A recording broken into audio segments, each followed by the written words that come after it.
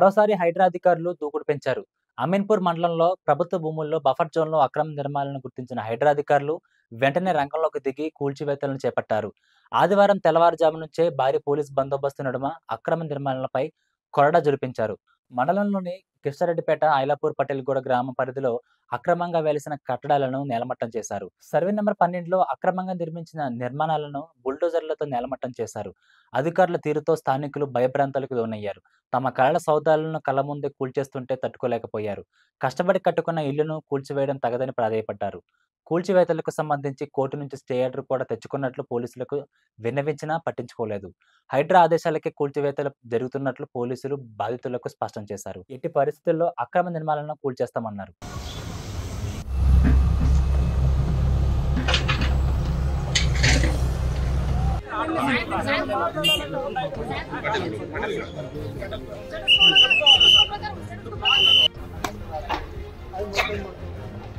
కాకపోతే వీళ్ళకి first line వాళ్ళకి